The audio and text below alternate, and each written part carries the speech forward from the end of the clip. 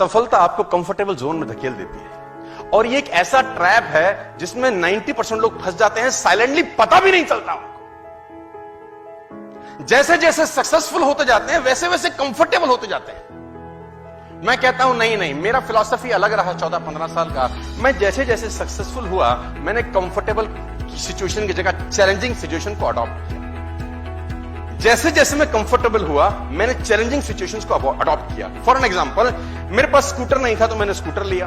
मेरे पास स्कूटर के बाद गाड़ी नहीं थी तो मैंने गाड़ी ली। मेरे पास गाड़ी लेने के बाद घर नहीं था तो मैंने घर लिया। मैंने क्या किया, मैंने अपनी जिंदगी में एक बोझ बढ़ाया। हमेशा मेरी सफल होने का मुझसे कभी कभी बहुत सारे लोग पूछते हैं, इतना काम क्यों करता है रे बावले, लगा हुआ है सुबह से रात तक, इधर फ्लाइट पकड़ता है, उधर जाता है, उधर से उतरता है, इधर उतरता है। इंडिगो में नीता अंबानी के बाद फ्लाई करने वाला मैं ही आदमी।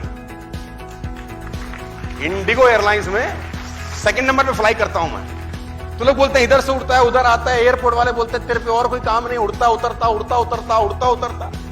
तो हमने कहा सिंपल फिलॉसफी है, रॉकेट से पूछो क्यों तेज चलता है, तो रॉकेट बोलता है तेरे पिछवाड़े में लगेगी तो तुझे पता चलेगा क्यों तेज चलता है। रॉकेट से पूछो, जहाज पूछता है उससे कि तू इतना तेज, तो बोला तेरे पिछवाड़े में लगा, तू भी हमसे तेज चलेगा। लेकिन जहाज पिछवाड़े में नहीं लगाता, रॉकेट पिछवाड़े में। तो पिछवाड़े की आग को मैं बोलता हूं लायबिलिटीज।